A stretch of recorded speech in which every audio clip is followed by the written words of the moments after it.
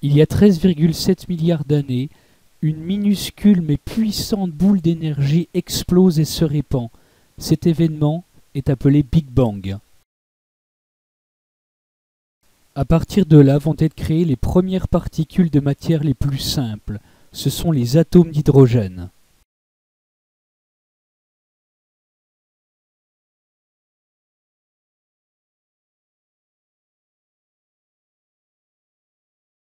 Sous l'effet de la gravité, certains de ces atomes vont se rassembler et, grâce à la chaleur considérable, ils vont fusionner entre eux pour former des atomes plus complexes, les atomes de l'hélium puis de lithium. Ces réactions de fusion entre les atomes libèrent de l'énergie incroyable. C'est la naissance des premières étoiles.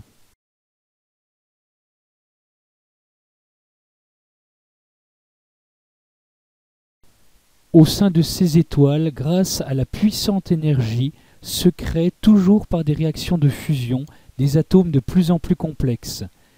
Ainsi, nous pouvons dire que les étoiles, que nous observons chaque soir dans le ciel, sont de véritables usines à matière.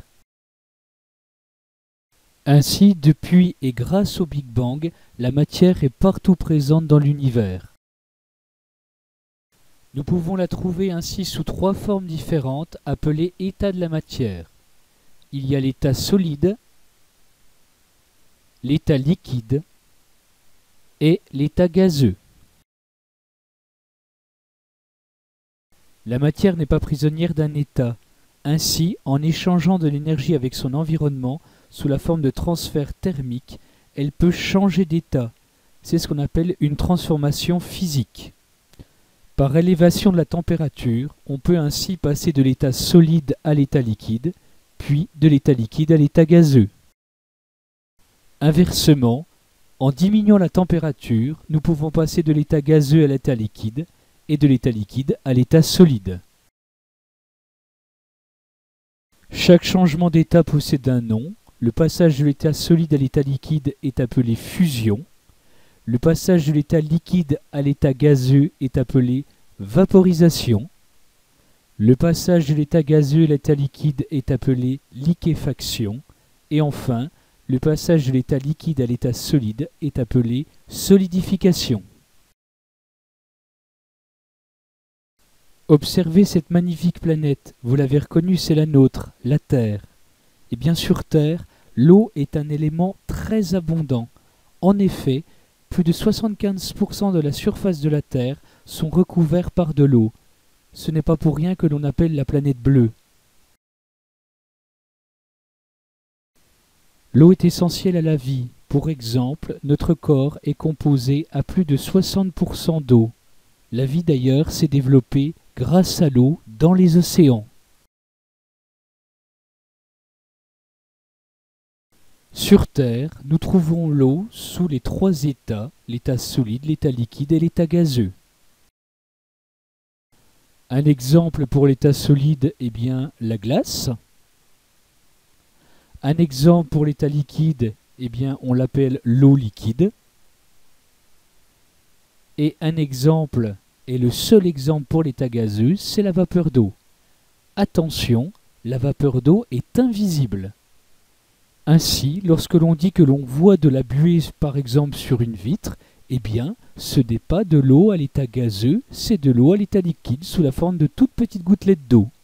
Sur Terre, lors du cycle de l'eau peut passer d'un état à un autre. Si l'on part de l'eau liquide présente dans la mer, à cause de la chaleur et du vent, une partie de l'eau va s'évaporer naturellement pour former des nuages. Les arbres également respirent, transpirent et rejettent de l'eau, c'est ce qu'on appelle l'évapotranspiration.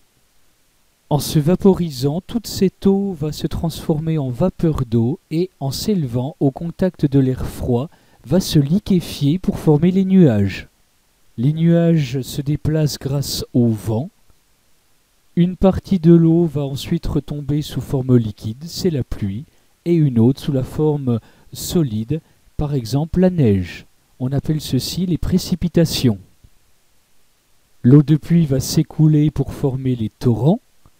La neige va former les glaciers, ceux-ci vont fondre et l'eau liquide va rejoindre également les torrents. Les torrents rejoignent la rivière qui se jette ensuite dans le fleuve et l'eau des fleuves rejoint ensuite la mer. Une partie de l'eau qui ruisselle peut également s'infiltrer dans le sol pour former ce que l'on appelle des nappes phréatiques, mais cette eau contenue donc dans ces nappes phréatiques rejoint à un moment donné l'eau de mer également. L'eau s'est formée sur la Terre il y a à peu près 4,4 milliards d'années. Ainsi, grâce au cycle de l'eau, depuis cette date, la quantité d'eau n'a pas varié.